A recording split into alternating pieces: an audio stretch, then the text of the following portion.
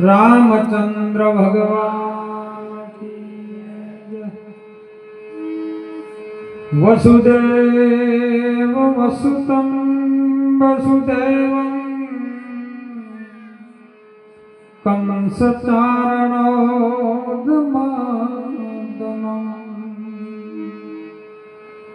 देवकी परमानंदनं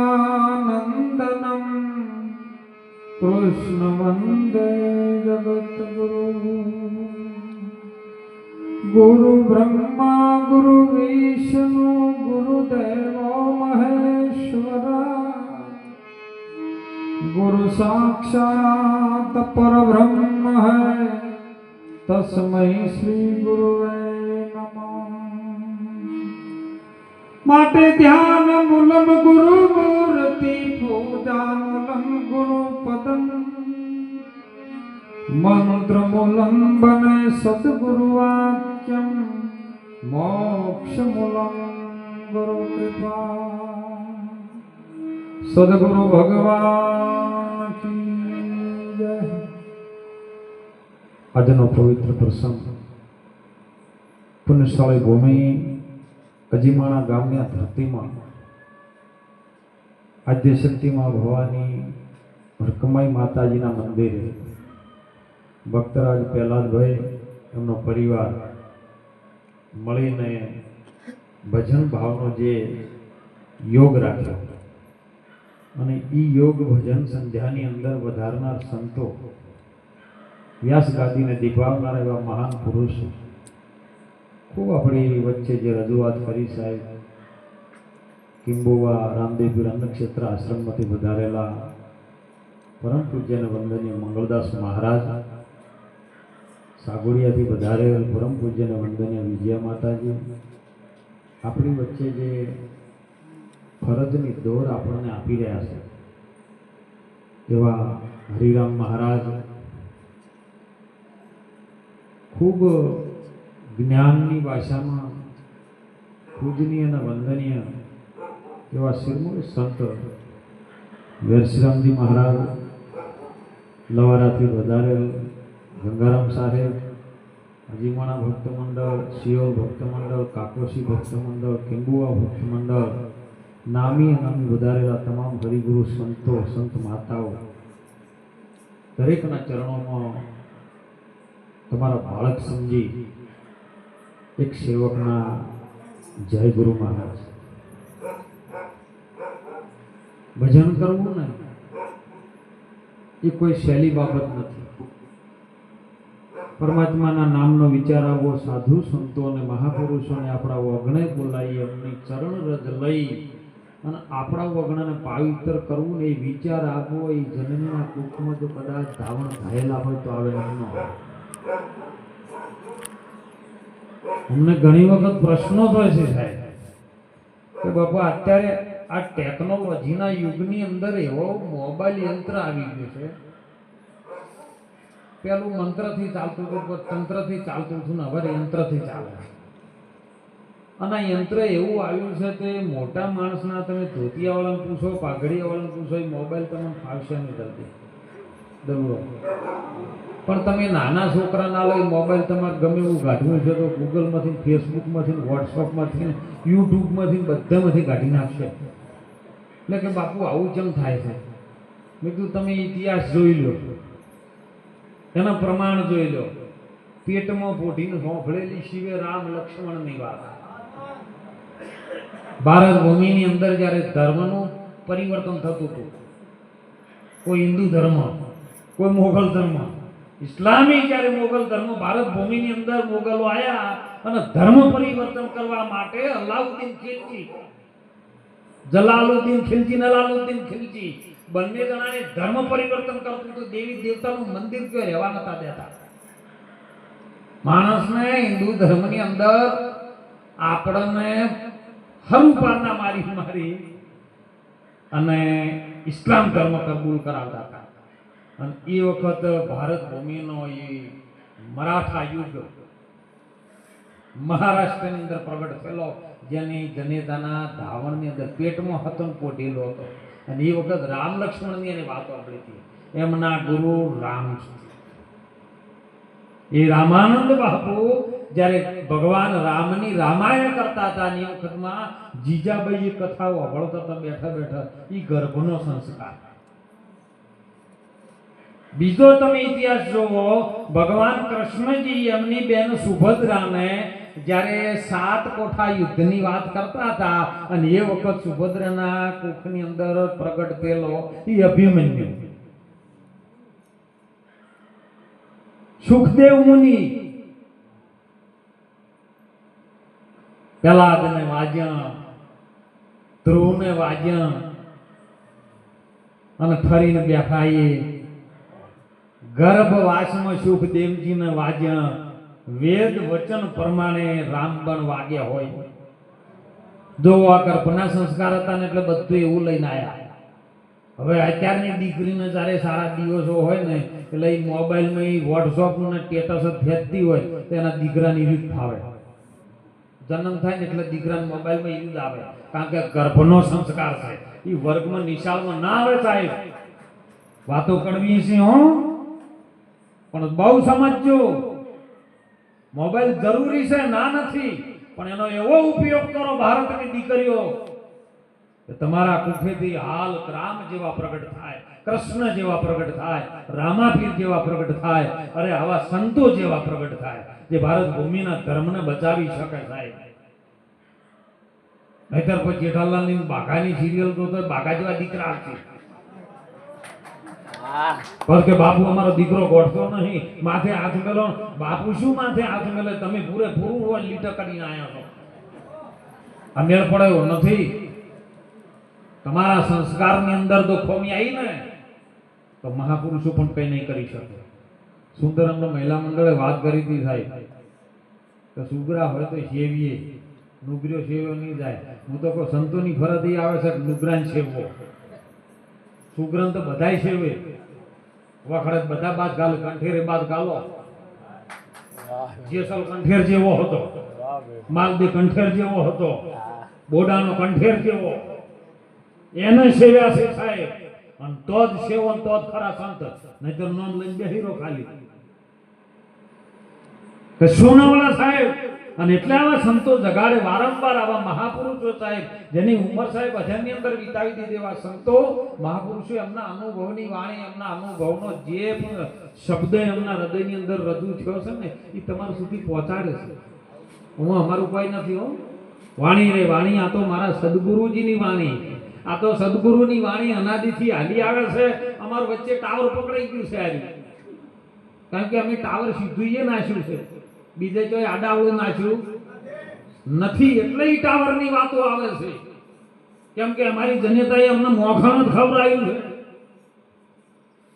અને મોખણનો જ મહિમા ભગવાન કૃષ્ણજી પણ તમે જોવો, જેના એક એક પદો, એને એક એક ઇતિહાસ તપાસો તો એમ કહેવાય છે કે રાજા કંસના તે રાજમાં અંધેર અને મય લૂંટે છે. અને મહિનો કર માગવા માટે એ ગોકુળની ગોવાલણો ત્યાંથી મટકી ભરીને એની અંદર માખણ લઈ અને ઠેઠ મથુરાની અંદર જતી હોય, અને ત્યારે ભગવાન કૃષ્ણજી વચમાં કોકરી મારી મટકી ફોડી નાખે. આવું આપણે હોભળેલું છે. બોલો ફોડે કે નથી ફોડતા? તો તમારા ગુરુ મહારાજે મનરૂપી મટકી છે ને એ ફોડી નાખી છે ને એમાંથી મોખણ માગે છે સાહેબ. મનરૂપી મટકીમાં મોખણ ભર્યું છે. એ મન જો ફૂટી જાય, ગુરુના ચરણે જમ સેમ આધીન થઈ જાય તો મન છે એ ઈશ્વર બની જાય, બીજો કોઈ ભગવાન નથી. પછી તમે જેવા નોમથી ધારો એવો પ્રગટ થાય. મન તારા ઠેકાણે, સંતો કહે છે ઓ પ્રમાણ સહિતની વાતો, તારા ઠેકાણે તું હરીને ઠેરાય એ પછી બીજો નથી બોલતો. મન તું છે દરિયાની લહેરી સમાન, અને જો લહેરી હમાય તો સમંદર દર્શાય, બીજો નથી, બીજો બોલવા વાળો નથી. તમે બોલો હશો ને એને ઓળખી લે. અરે કાયા નગરીમાં તપાસી લેજો, બેઠેલો છે મોય એક બાવો. હે વીરા મારા, તમે બોલતા પુરુષને દાવો, બોલતા પુરુષને દાવશો તો મટી જાહે બધો દાવો. આ નગરીમાં તપાસ કરી લો, બહાર મત ભટકાવો. તમે બોલતા જ પુરુષને જાઓ. બોલતો કોણ છે? બોલે એ નર બીજો નહીં, પરમેશ્વર પોતે. અજ્ઞાની નકલ વઠવા તોડતો રહીને પોતે. તમે જેને ગોતી રહ્યા છો એ તમારી ભીતર છે. વાણીમાં સુંદર વાત આવી હતી સાહેબ કાકોજીથી વધારેલા ભક્તરાજને કે તું માયાનું વિભાજન કર્યો અમશેષ વધેતી ઈશ્વર છે. વિભાજન તો કરી દો. આ શરીર એક મોટું માયાનું જ બનેલું છે. સાધન ખરું પણ શરીર એ તું નહીં. તલ ખરો શબ્દમાં છે પણ શબ્દ નહીં, શબ્દાતીત.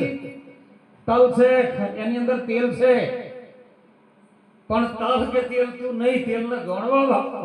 ડબ્બાના પેકિંગ ઉપર તેલ મારેલું હોય, મોય તેલ હોય, ઉપર બાર મારેલું હોય રાણીનું સિંગ તેલ, હે કપાસિયા સિંગ તેલ, તિરુપતિ સિંગ તેલ. હવે મોય તેલ છે ઈ બોલો તિરુપતિ છે કપાસિયા છે? પેકિંગ મારેલું છે તો ઉપરનું ડબ્બા ઉપરનું મોય તેલ છે તો એ તો બધું એકનું એક જ છે. કબીર સાહેબે પ્રમાણ ન આપ્યું. સુંદર વાત કરી છે કબીર સાહેબે પ્રમાણ સહિતની વાત કે કબીર કુવા એક હે પનહારી અનેક, બર્તન સબ ન્યારે ન્યારે વયન પાણી સબમાં. આટલી શાખીમાં બધો સત્સંગ થઈ ગયો. આ બર્તન આ જે શરીર મળે ને ઘાટ છે. આ ઘાટ અલગ અલગ હોય પણ એ ઘાટની અંદર જે અઘાટ પદ પડ્યું છે ને એ એક જ છે સાહેબ. એ છે આત્મા. અને આત્માની ઓળખાણ વગર કોઈ દાડો મેળ પડ્યો. આ તો જેને જેને આત્માની ઓળખાણ કરવી છે ને એ એક જીતે ને એક લક્ષારથની અંદર આની સુરતા લાગે ને તો સાહેબ આની વાત સમજાય જલ્દો નક્કી સમજાવી નથી. હમણાં ગોઠિયા નાસ્તો આવ્યો ને એટલે હળીએ ઘણી વાર તો સડ્યું નહીં. ગોઠિયા હળીએ સડ્યા છે શું? ગુરુ મહારાજના આવા મહાપુરુષોનો એક એક શબ્દ છે ને મોતી જેવો અસર થાય. એ સત્સંગની અંદર તમારું એક ચિત્ત ને એક ધ્યાન એકાંતે બેસીને હે તમે ધણીને આરાધો તો ધણી પધારશે તમારે દ્વાર પધારશે. એવું એકાગ્રતા આવી જવી જોઈએ. જેનું ચિત્ત છે ને સાહેબ ગુરુ મહારાજના શબ્દ ને સુરતાને એક થઈ જવું જોઈએ અને લક્ષારથી બને તો એ પ્રાપ્ત કરી શકે. કારણ કે આમથી મળીઓ કરે તમે તો ઘણી વાર ગુરુ મહારાજના ગુરુ બંદા થયા હો ને આપણે તો 1-2 કલાક તો આપણે મોઢામાં તલ ના નાસી જાય એવી વાત છે. આ તો કોઠિયા નાખે, ચા નાખે, કોફીઓ નાખે, મોમાં તો ના નાખો, બીડીઓ નાખીને તમાકુ એ નાખી તો આપણે ગુરુમુખી થયા છે. ગુરુ મહારાજના ચરણે ગયા ત્યારે તમે ગુરુ મહારાજ તન મન ધન બધું ચરણમાં તમે અર્પણ કર્યું છે. બોલો કર્યું કે નહીં કર્યું કહો? અને શીશ સમર્પણ નહીં કર્યું તો શીશ સમર્પણ કર્યું છે. હવે તમાકુ ચિયા બુટાથી તમે પહોંચો કહો તો ઘી તો ખાવા વાળો ખાય છે એમ મેળ પડે એવો છે આવ્યો.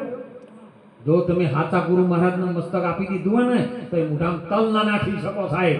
એવી વાત ગુરુ મહારાજની. કેમ કે સંતોષ શંકર મહારાજની વાણીની અંદર પ્રમાણ આપ્યું છે.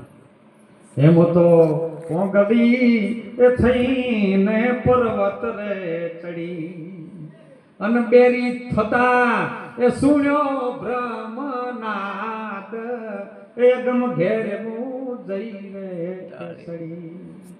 બેર થઈ જાય તો હંભળાયું છે. હંભળાય ખરું આ બધું બોલું બોલું બેની હંભળાય તમે? આ જે આ શબ્દ માયકમાં મોટો થઈને આવે છે બોલો બધાને સંભળાય છે ને? સંભળાય છે એટલે સમજાય જ નહીં. આ તો બેરની વાતો છે, ગુંગની વાતો છે, ઓતળાની વાતો છે. એ નિરીહમ જેટલી કડા સંભળાય એટલી કડા વાતનો મેળ આવે એવો નથી. આ જ્ઞાન છે બહુ ઊંચું છે, નહીં સમજાય. અને એટલે મહાપુરુષો આપણને પ્રગટ કરાવે જે છે એમનું એમ. કોઈ પણ ધારા ગમે એ હોય સાહેબ પણ એ ધારામાં રહી અને મહાપુરુષો આપણને પ્રગટ કરાવે. અને પ્રગટ કોને કરાવે? તમારી અંદર તમે છો એવી વાત, બીજો કોઈ નહીં. તમારી અંદર બીજો નથી. તમારી અંદર તમે જ છો. અંદર નહીં બારે નહીં, સચરાચરમાં વ્યાપક એવો પ્રગટ પરમાત્મા સ્વરૂપ એ આત્માની તમને ઓળખાણ આવા સંતો કરાવી દે. આવા મહાપુરુષો સાહેબ કરાવી દે. અને એ જો એક વખત ઓળખી જાય ને બોલો ઘી તમે ચાખી દો પછી એનો સ્વાદ કહી શકો? હે મોખણ ખોટો કર આ મારું મજા આવે. સાસ ખોટ કે ખાટી છે, દૂધ પીવો કે આવું છે, પણ ઘી ખાઈ દો બોલો એનો સ્વાદ કઈ કહો કે ઘી આવું છે. કારણ ઘી તપાડવા માટે દૂધમાં ઘી છે એને કાઢી અને એને ખાવાની વાત કરો. તો કોક મેળ આવે એવો છે ને કે આવે એવો નથી સાહેબ. મહાપુરુષે અંદરના વેદની વાતો કરી છે કે વેદ થકે બ્રહ્માજી થકે થકે વિષ્ણુ શંકર મહેશ. ગીતાજી કહે જો તમારી ગમ નહીં જો સદગુરુનો ઉપદેશ. એ ગુરુ મહારાજનો ઉપદેશ જો એક વખત તન મન ધન સમર્પિત કરી જ્યારે શીશ એની અંદર ગુરુના ચરણમાં સમર્પિત કરી તમને વચનની ભૂમિકામાં જો ઊભા રાખે ને એ તમે સો અને એ સ્વરૂપનું જો તમને જ્ઞાન થઈ જાય ને તો સાહેબ આપણો આનંદ આનંદ ને આનંદ.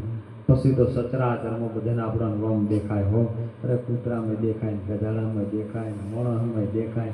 તો મોણસ બનવાની વાત કરો, બીજું કોઈ બનવું? જો બીજું બનવા ગયા ને તો બનેલું નષ્ટ થાહે ને. બસ માણસ બની જો માણસ બની ગયા ને તો મજા છે. અમને ઘણા કહે હો બાપુ તમારે મજા છે હો, આનંદ છે. કીધું તમે છૂલ્યા બળતરમાં પડ્યા રહ્યા છો. અમારે મજા હોય તો તમે તારા આશ્રમમાં આવી દો. પાલડી મોટો આશ્રમ છે હે